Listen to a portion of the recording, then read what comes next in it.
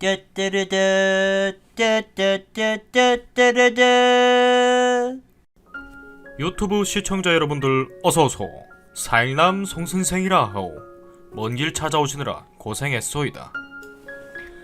그러면 거두절미하고 오늘의 사연 바로 시작하겠소. 첫 번째 사연입니다. 남편의 생각지도 못한 뻔뻔한 불륜.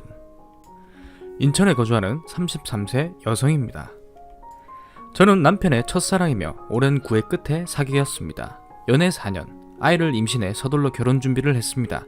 남편은 크리스마스에 지인들 앞에서 멋진 프로포즈를 하였고 친구들의 부러움을 사며 2014년 2월 15일 결혼을 했습니다. 결혼 전 남편은 친구들과 청첩장을 핑계로 술을 마시겠다며 외박이 잦았습니다. 서로 주변인들에게 인사하느라 바빴기 때문에 크게 생각하지 않았습니다. 결혼식 다음날 신혼여행이 잡혀 있었는데 신혼여행 전날에도 인사를 해야 한다며 외박을 하였습니다. 그 이튿날 신혼여행을 갔습니다. 저는 너무 섭섭했습니다. 신혼여행지에서 작은 말다툼이 있었고 감정이 격해져서 해선 안 될 말들을 주고받았습니다. 이튿날 남편에게 사과를 하였으나 그날 이후로 말도 안 되는 이유로 이혼을 무조건 요구했으며 한국으로 돌아왔습니다. 시부모님께 남편은 임신 5개월인 저와 못 살겠다며 헤어지겠다고 말을 한 뒤 이틀 동안 외박을 하였고 시부모님의 설득으로 신혼집에 들어왔으나 평일에는 새벽 4시에 귀가하였고 주말에는 외박을 하였습니다. 남편은 저의 사과에도 굴하지 않았으며 아침이면 저에게 헤어지자, 아이는 지워라, 이혼을 요구했습니다. 하지만 저는 저에게 화가 너무 많이 나서 그럴 거라 생각했으며 용서를 빌었습니다. 그러면서 뜻대로 대화가 안 되면 언성을 높이고 폭언을 서슴지 않았습니다. 신혼여행에서 돌아와서 단 하루도 가정을 지킨 적이 없었으며 저는 임신한 몸으로 하루하루 불안에 떨었습니다. 빈 신혼집에서 가구 정리도 안 된 상태에서 임산부가 퇴근은커녕 돌아오지 않을 남편을 기다리며 매일 밤 공포에 둘러싸여 잠을 잤습니다. 그렇게 한 달쯤 지날 무렵 남편은 짐을 갖고 가출을 하였습니다. 간혹 찾아와 이혼을 요구하기도 했고요. 신혼여행에서 단순 말싸움으로 이렇게까지 하는 이유를 몰랐습니다. 그러면서 남편은 임신 7개월인 저에게 미친년아, 아이 지워라. 임신 8개월에도 수수하는 곳 있다. 주옥같은 년 개의 진상을 떠는구만. 애 지우고 다른 남자 만나라 등 입에도 담지 못할 폭언을 하였습니다. 남편은 폭언과 폭행으로 저를 협박했고 도무지 이해도 할 수도 없었지만 뱃속의 아이를 위해 저는 일방적으로 사과를 했습니다. 무릎을 꿇고 빌며 할 수 있는 건 다 했습니다. 하지만 돌아오는 건 폭언, 폭행뿐. 그렇게 지내다 저는 혼자 신혼집에서 자다가 양수가 터져서 응급수술로 임신 8개월 만에 남편 없이 아이를 낳았습니다. 남편은 연락이 안 되었고 한 10시간 지난 뒤에 왔습니다. 그 뒤로도 돌보지 않았습니다. 남편은 다시 잘 될 것처럼 잘하겠다, 미안하다 했지만 퇴원 후에 바로 돌변했으며 출산을 한 지 일주일이 된 저에게 인큐베이터에 있는 아이는 입양을 보내자 했습니다. 기다리면 정신 차릴 거라 믿었습니다.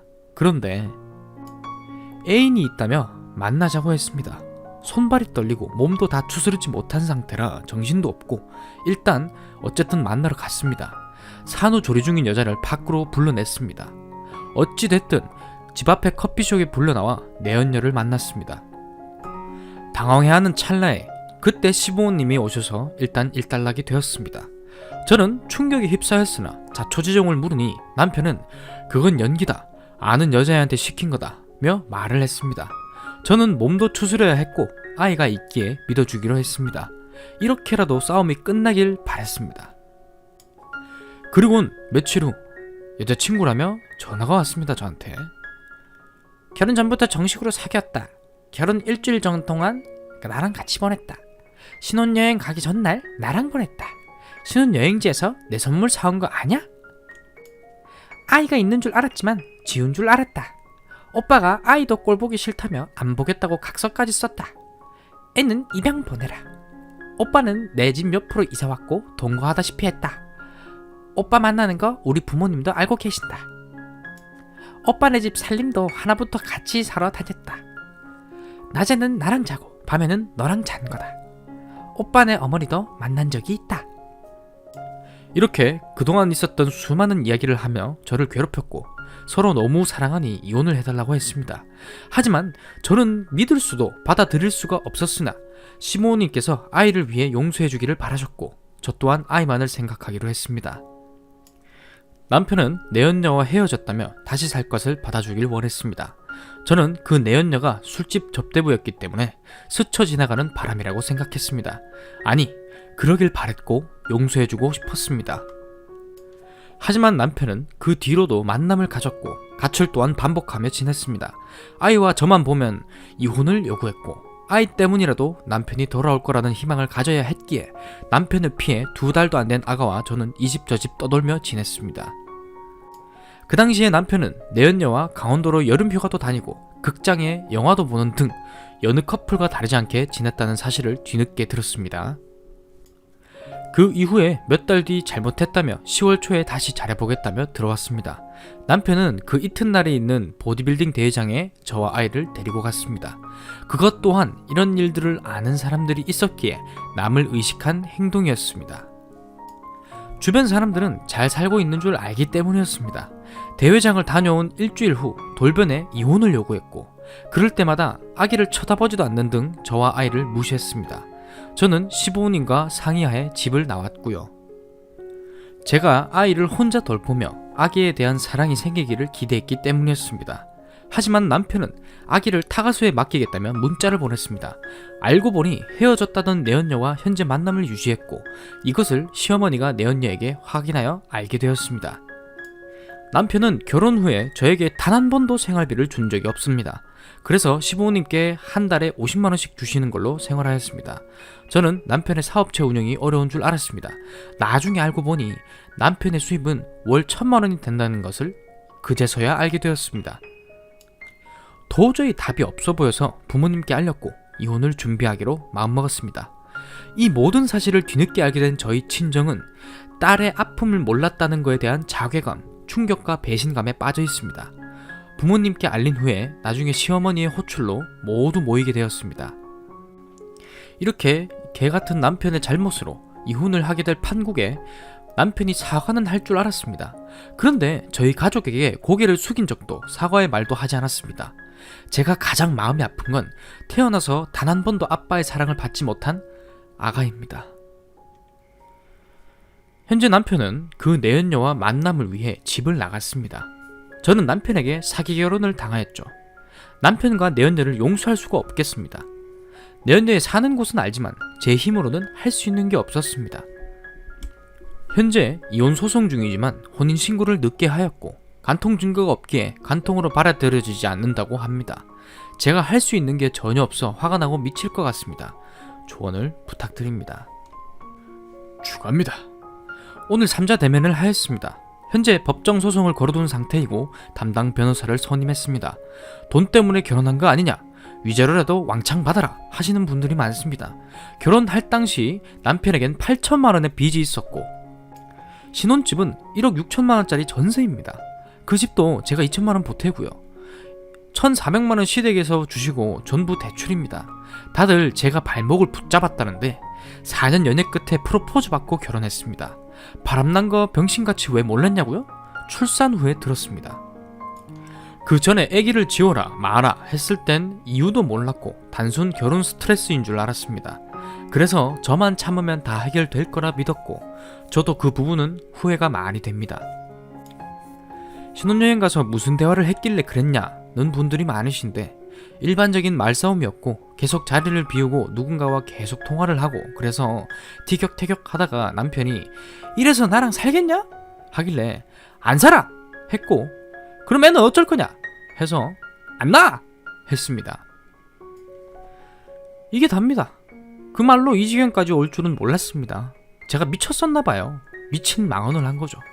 그래서 배부른 몸으로 무릎 꿇고 빌기도 했고 편지도 쓰고 하며 계속 사과를 했습니다. 남편은 계속 그 말을 시비로 집에 안 들어왔고 들어오면 소리 지르고 난동을 부렸습니다. 애기 지워라! 너랑 못 산다! 주구장창 얘기했습니다. 그 말 한마디로 사과를 받아주길 바라며 기다리고 출산하기까지 2달 정도 걸린 겁니다. 근데 출산 후 일주일도 안 돼서 여자랑 나타난 겁니다. 룸사랑에서 만났다고 하더군요. 3자 대면 한 것도 충격인데 저더러 헤어져 달랍니다. 아가는 입양 보내랍니다. 어찌나 황당한 일인지. 그래봤자 어차피 술집 년이기에 바람처럼 스쳐 지나갈 줄 알았습니다. 그런데 그 이후로는 더 뻔뻔하게 둘이 이혼해라, 아가를 입양 보내라 했습니다. 육아와 통화로 시달리고 있을 때 남편은 집에 들어오고 나가고를 반복했습니다. 본인도 흔들리는 거라 생각했습니다. 남편도 그리 말했고요. 사실 어떻게 된 거냐면 술집 년이랑 싸우면 정신 차린 것처럼 집에 왔다가 그 술집 년이랑 다시 화해를 하면 저랑 다시 못 살겠다고 나간 겁니다. 오늘 둘이 제 앞에서 티격태격하면서 얘기해주더군요. 이 글을 봤다고. 그러면서 너가 나 때리는 거는 왜 안 썼냐며 자기가 언제 때렸냐고 묻더군요. 배가 불러있는 상태인 저에게 배때기를 차버린다고 하고 성경책 던진다고 하고 상 던지고 TV를 부수겠다. 또 침대를 엎는 건 폭력이 아닙니까? 제가 언제 때렸냐고요? 바람난 거 SNS에 올리고 인정하면 이혼해주겠다고 했더니 SNS에 쓰고 올렸다며 저에게 보여주고 저를 끌고 법원 앞으로 갔습니다. 알고 보니 공개가 아닌 나만 보게 해놨더군요. 왜 나를 속였냐며 화를 내고 이혼 못해준다고 했더니 힘으로 제압하더군요.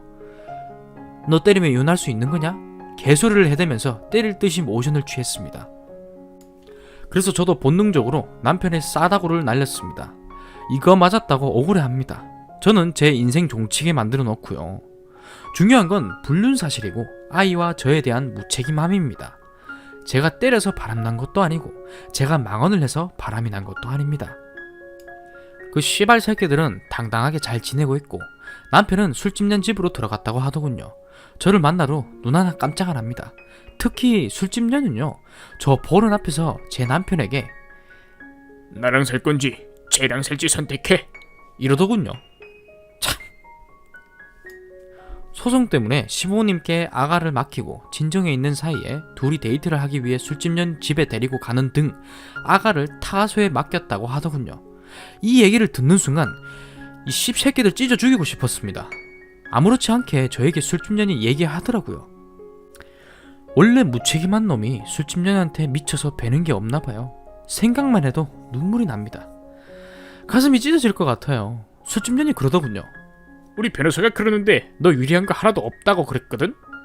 우리는 변호사 준비하고 기다리는데 왜 소송 안 한 거냐? 토시 하나 안 틀리고 저리 말합니다. 너무 뻔뻔해서 화가 납니다. 두 번째 사연입니다. 남편 잡으러 모텔을 갔더니 여자랑 도망을 갔다. 이혼하겠습니다. 어떻게 시작을 해야 할까요? 지금 제 마음이 제 꼴이 정말 말이 아닙니다. 톡을 몇 번 썼었어요. 남편과의 불화였죠.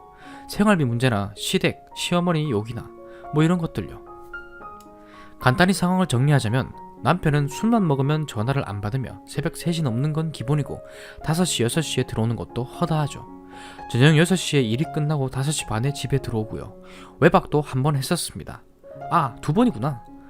밤 11시에 또 술을 먹으러 나갑니다. 그리고 6시에 옵니다. 한 2번 정도 있어요.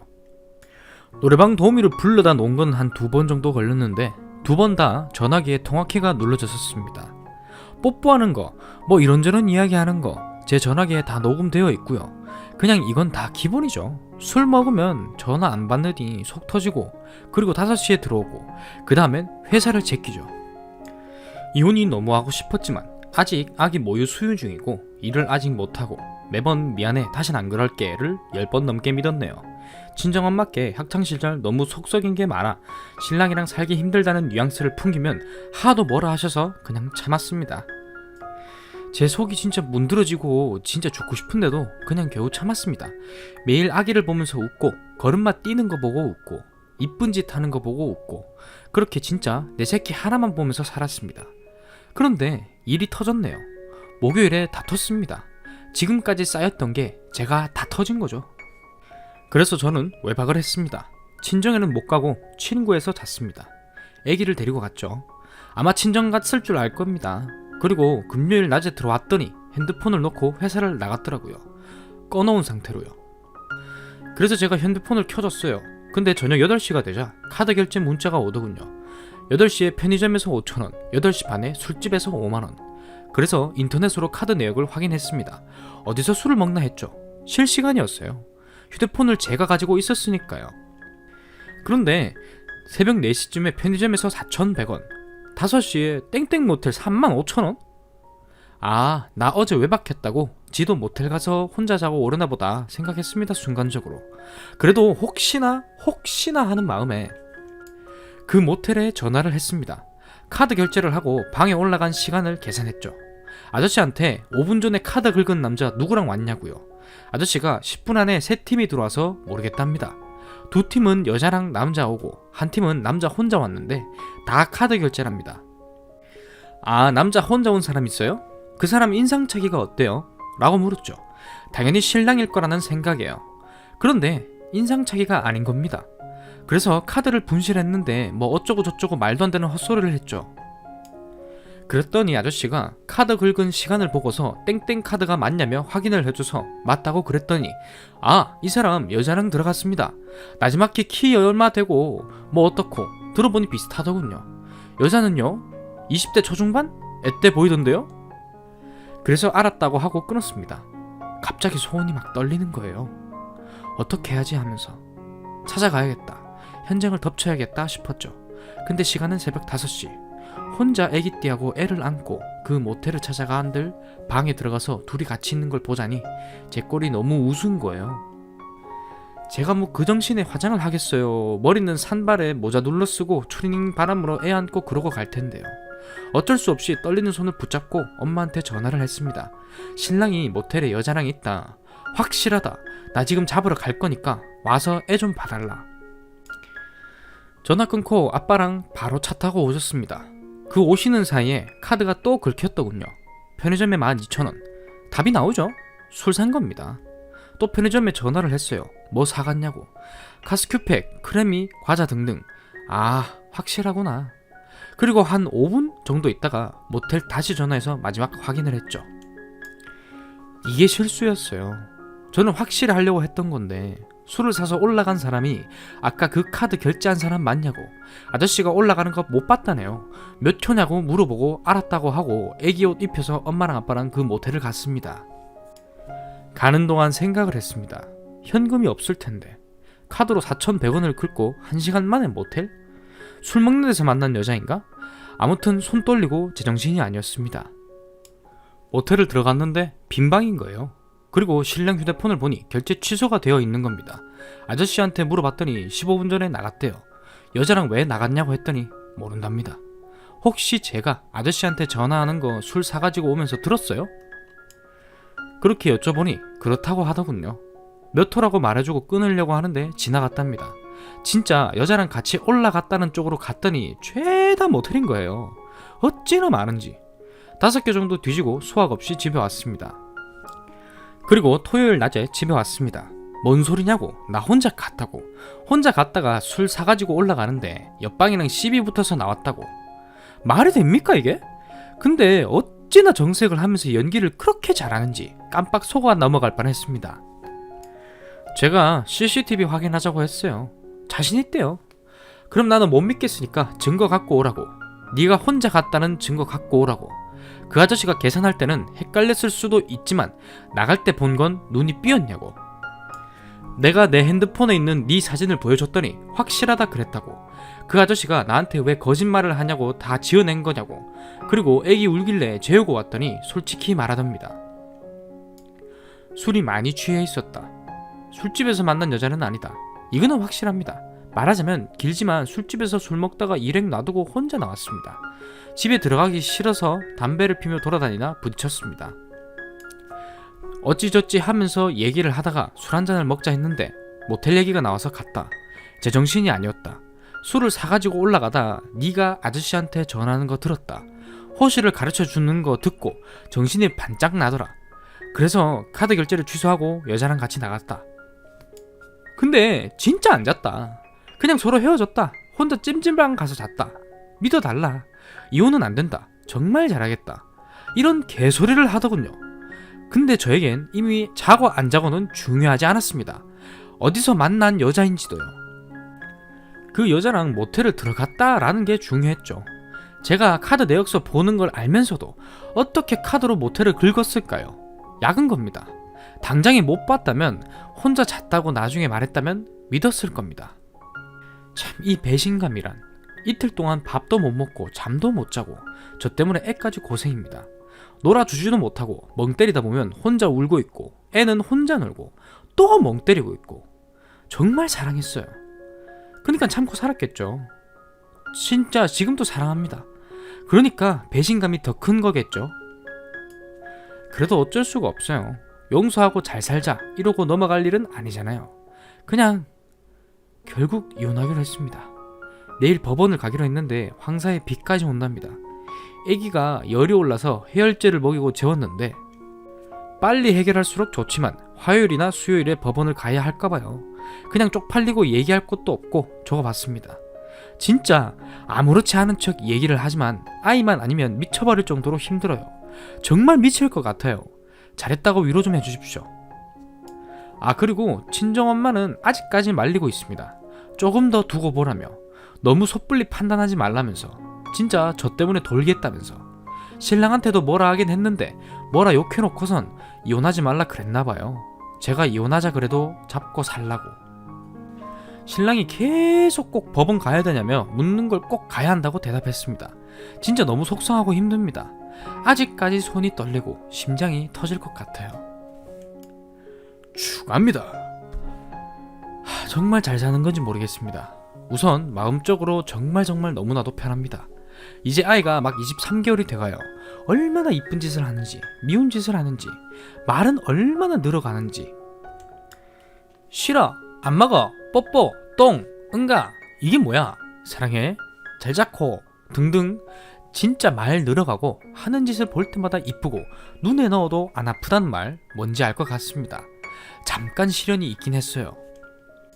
이혼을 하고 혼자 잘 지냈는데 어느 순간 일과 육아에 지치고 우울증까지 와 불면증의 정신과 치료를 받게 되었거든요. 배부른 소리라고 애 키우면서 그런 우울한 정신이 있겠냐며, 너 혼자만 힘드냐고 친정엄마는 뭐라 하셨지만 애를 더 잘 키우려면 치료를 받아야겠다는 생각에 병원을 다니기 시작했습니다. 갑자기 회사도 그만두고 지금 다시 일자리 알아보고는 있지만 죽을 것처럼 힘들고 아파도 내 새끼 보면서 힘냅니다.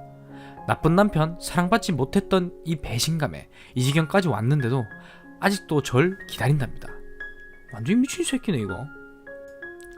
그래도 이미 서류고 뭐고 다 정리된 지 벌써 3개월이 지났습니다. 이제 저도 제 인생을 살아야죠. 저 같은 분들 힘내시고 행복하게 사시는 분들 행복하게 열심히 잘 사시라고요. 정말 뭐니 해도 내 새끼가 최고입니다. 애를 생각해서 이혼은 아니라는 사람 정말 많았는데 그런 가정에서 그런 모습 보이면서 키우는 것보다 지금이 훨씬 나은 것 같아요. 대한민국 엄마들, 일하는 엄마들, 싱글맘들, 싱글파파들 모두 힘냅시다. 오늘의 사연은 여기까지요. 재미있게 봤다면 구독, 좋아요, 알림 설정, 댓글까지. 재미없게 봤다면 구독, 싫어요, 알림 설정, 댓글까지. 그럼 이만 물러가겠소. 빠잉.